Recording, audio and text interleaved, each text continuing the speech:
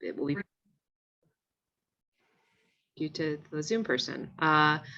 Okay, so welcome to the May 26th meeting of the Design and Project Review Committee. We do have a quorum, so we can call the meeting to order. Is there a motion to suspend the rules for this meeting? I will make a motion to suspend the rules to allow member participation electronically or by telephone. Second. Michael Griffith, please call the roll. Neiden, Aye.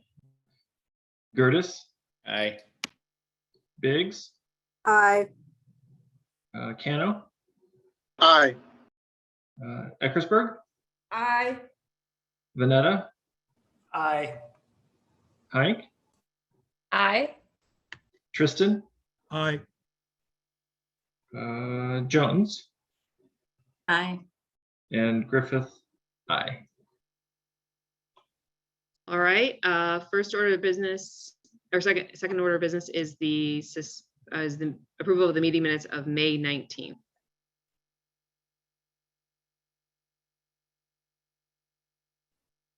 I'll make a motion. I'm sorry. Okay, I got Gary as the motion to approve. Who is seconding that? I'll second it. Michael, please call the roll. Neiden, Aye. Gertis, Aye. Biggs, Aye. Cano, I abstain. Eckersberg, Aye. Vanetta, Aye. Heinck, Aye. Tristan, Aye. Jones, Aye. and Griffith. Aye. Okay, first up, 1555 Ridge Avenue, minor adjustment to a plan development final review. J. Keller Architects submits for a minor adjustment to plan development approved by ordinance 52020 for a multiple family residential building with enclosed and open parking in the R6 general residential district. The applicant proposes the elimination of one open parking space in the rear yard due to the location of a new ComEd utility pole that was installed during construction and not previously anticipated. The removal of one parking space results in 60 parking spaces where 56 spaces are required and complies with approved ordinance 520-20. DAPR is the determining body for this minor adjustment. So Mr. Keller, I saw you on here. Why don't you walk us through what the proposal is? I did notice that we had provided one more exhibit, which had some landscaping in it. If you guys care to see it, that wasn't in what was circulated, but we can also go with your exhibit as well. Is the landscaping at the rear of the property? Yeah, it's kind of where we lost the parking spot. If you want to, if you have it and you want to share your screen, we can. That's fine. Okay. Yeah, great. Thank you. Let's see. Okay, great.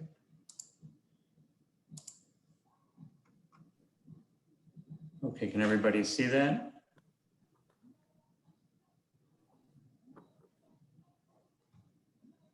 Can everybody see my screen? Yes. Okay, great. All right, so I'll just walk you through quickly what transpired here. I'm going to zoom in here so it's a little easier to see.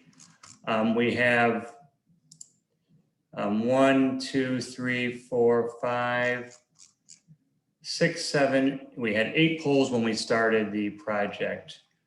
We were proposing to move one a little bit south to get a trash holding area and 3 spaces back here.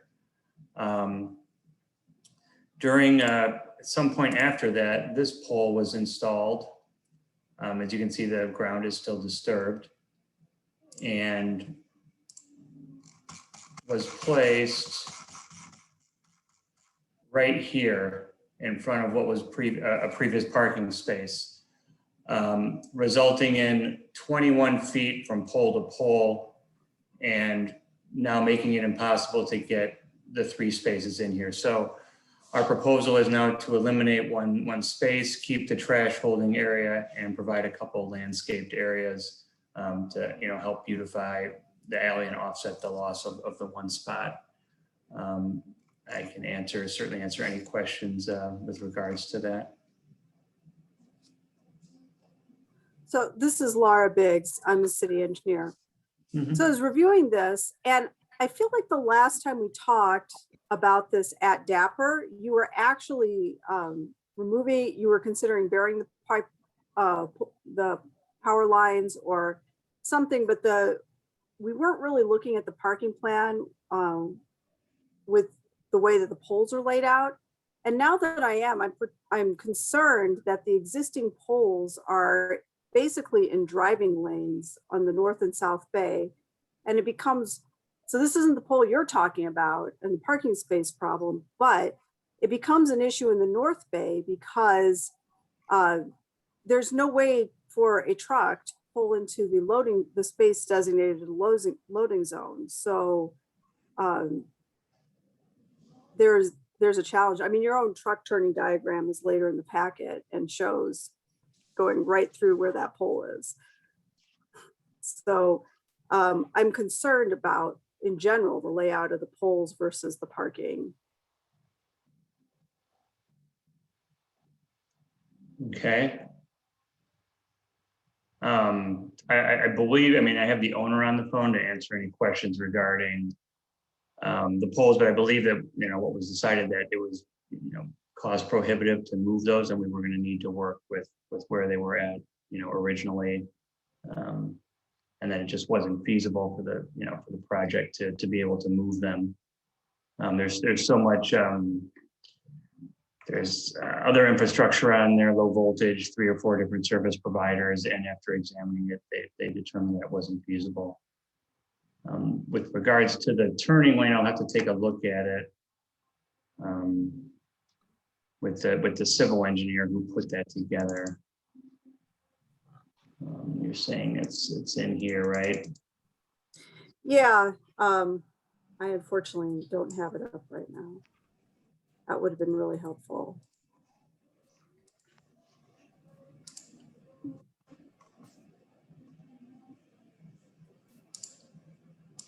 I'm puzzled as to why it's a problem now and it wasn't a problem before. Before it was indicated that the poles were going to be moved or taken away, the last time I looked at it. Yeah, that wasn't by us. We had never committed to that. It was never asked of us and we never committed to it. Yeah, if you would like, I can see if we can submit something for record to show the turning radius coming into that spot with the poles intact. See how we can make that. I see what this is, the diagram you're referring to. Right? Yes. So all things considered, I mean, it's not a great parking lot designed to have poles in your drive lanes. And that's one issue.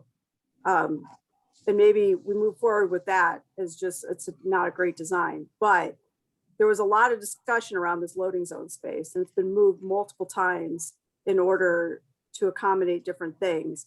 But there were a lot of concerns about vehicles that were, whether they were Uber or Grubhub, or if it was a moving van, a small U-Haul or something, parking on Ridge Avenue.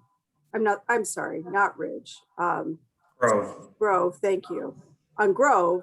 And we did not want that to occur. And that was pretty much clear from the beginning of the project. So there was this loading zone, and it used to be at the south end of the lot, but now it's been moved to the north end of the lot.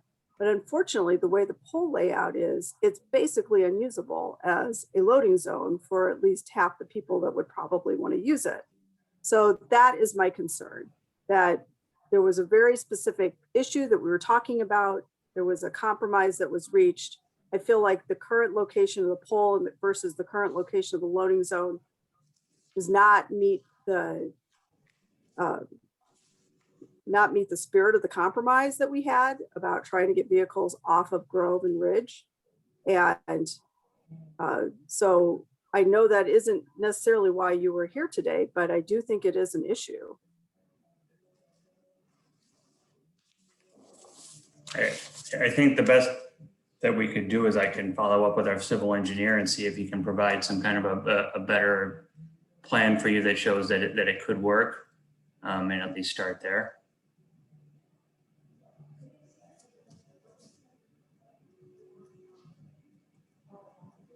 Okay.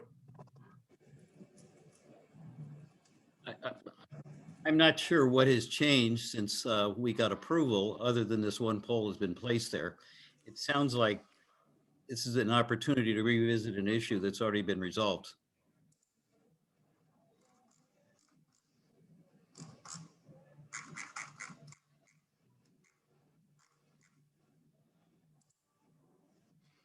I appreciate that's your opinion.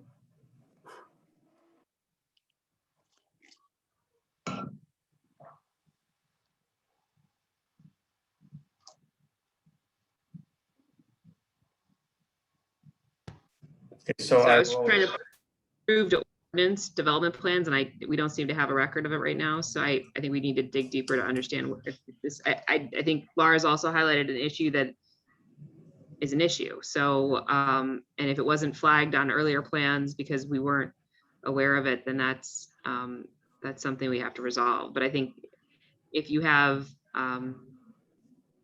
the new situation is the poles were moved, so that changes our concerns, and it will be a problem if a truck or a car knocks into one of these because they are in the drive lane. So why don't, Laura, do you want to make a motion to hold? I'll make a motion to hold this until we can have further discussion with the civil engineer on the loading zone layout versus the poles in general. Yeah, I believe the civil plans had noted that the poles were going to be moved.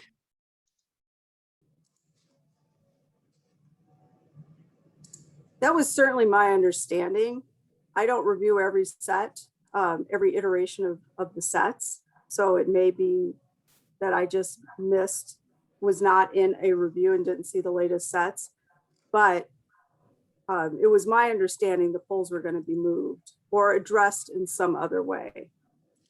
I mean, they're on their plans, but we'll look into it regardless.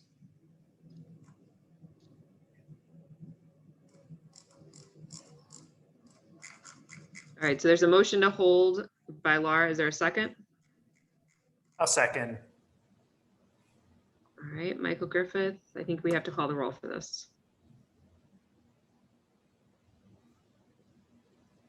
Nyden, Aye. Gertis, Aye. Biggs, I, Cano, Aye. Eckersberg, Aye. Vanetta, Aye. Hank, Aye. Tristan, Aye.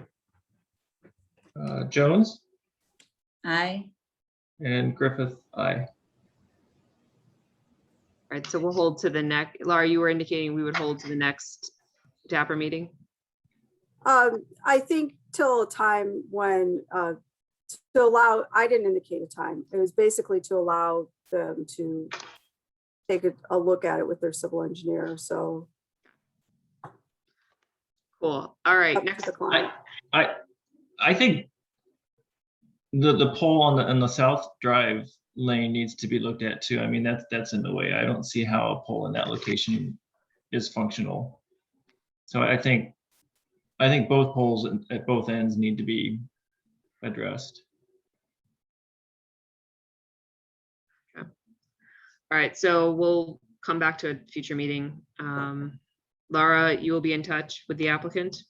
Sure. Who should I should correspond with Laura and not Melissa, or? I Laura think it's- Biggs is, Yeah, but you will want to copy Ingrid and Melissa on these communications. all right, next up, 1508 Sherman Avenue, recommendation to the zoning administrator, Daniel Weiss, Lisi, submits for an administrative review use for a type 2 restaurant Dobb Coffee Company with an accessory retail space in the D4 downtown transition district. So before we launch into this, I think I saw him on here. Are you there, Dan? I am. Hi. Hey, so before we start, Melissa Klotz, if you wouldn't mind telling people what we are doing today. Because this is the first time we've ever done this. So. Sure. So previously, the zoning ordinance required a special use for certain uses, including a type 2 restaurant.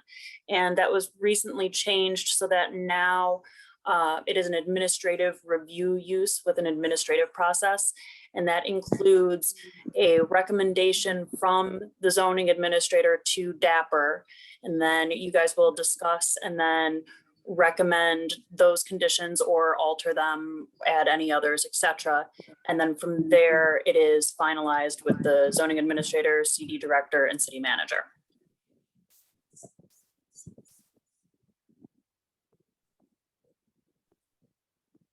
All right, any questions about that? The new process? Okay, all right, Dan, why don't you tell us what you want to do? Yeah, so basically this is a coffee bar with a urban grocer sort of vibe inside of the coffee bar. So we want to sell useful kind of delicious foods and snacks and things for your home inside, sort of on one side of the cafe, and then have some seating on the other side and kind of throughout it. So the concept would be called, the name would be Dollop General Store. So it's really a cafe with more things than normal to buy inside of it. And we'd like to get a liquor license as well to do, packaged beers and wines and stuff like that. We wouldn't want to do a liquor store, but we want to be able to sell some to-go beverages. And I guess I wouldn't want to close off the option to have liquor consumption on premises, although we're not quite sure if we want to do that or not, if it's the right fit.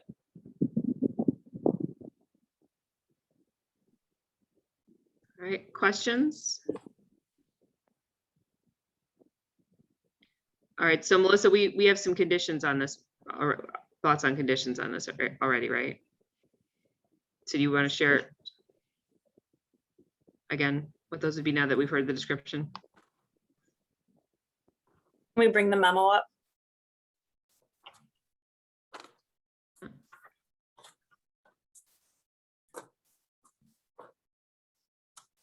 And I think Samantha Vossmeyer, who's on, also has been working with Melissa on this rather than myself. She's on too. So can everybody see there was a memo in the packet? So the conditions recommended align with the guiding conditions that are stated in the zoning ordinance and what the typical conditions that the zoning board and the city council generally approve for this type of use. So we are recommending hours of operation not to exceed 6 a.m. to midnight during the week and 6 a.m. to 1 a.m. on weekends. That is maximum. That doesn't mean they have to operate during that time. Sustainability plan that includes on-site recycling, recycling or compostable to-go containers, and litter patrol and pickup within 250 feet of the site, regardless of where that litter came from.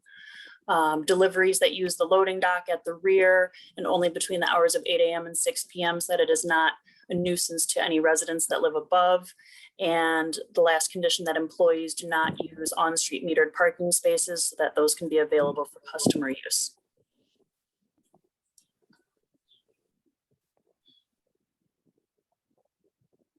Sounds fair to me. Anything from staff? Any other concerns about this site that should include additional conditions? Not a concern, but just a question. Will people, the general public, be able to access the coffee shop from the exterior of the building directly, or do they need to go through the lobby? Oh, certainly. There'll be a lobby entrance as well for residents, but yeah, we'll certainly have the street access.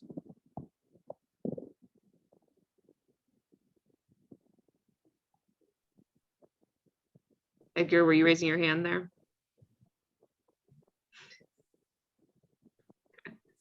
All right. Anything else?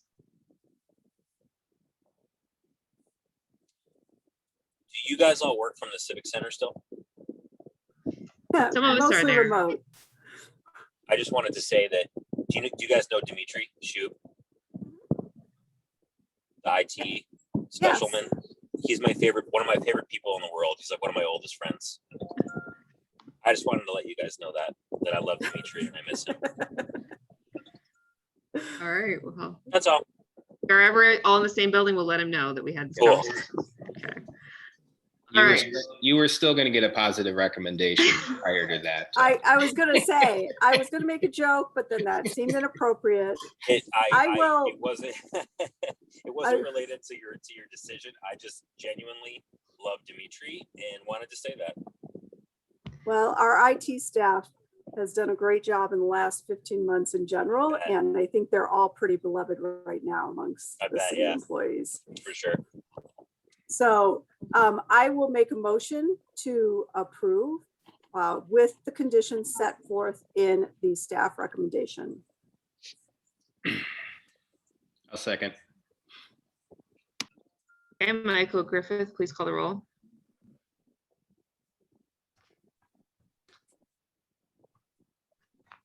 Knighton, Aye. Gertis, Aye.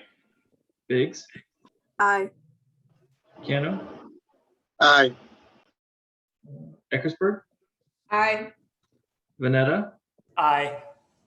Hank, Aye. Tristan, Aye. Jones, Aye.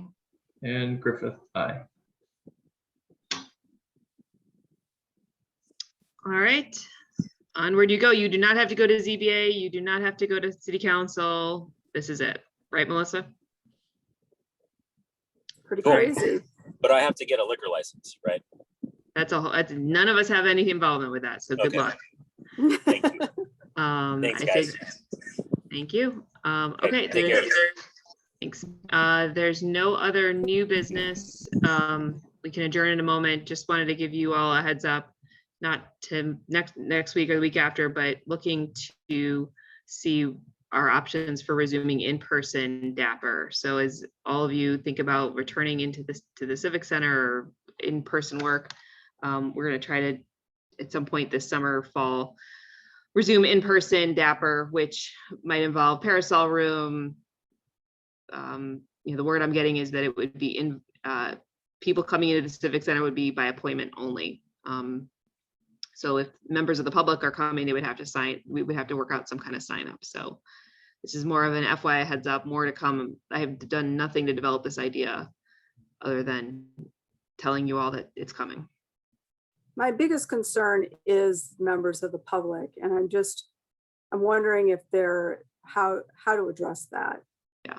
Because. But I don't think we have any, I think we're gonna, yes. And if I think the hybrid is still continues to be a good solution. I think that the people will, in the public, I mean, as we saw with city council, there were like 2 people who came in person, everybody else did online. So I think we will continue, particularly in the middle of the day, to have people participate online.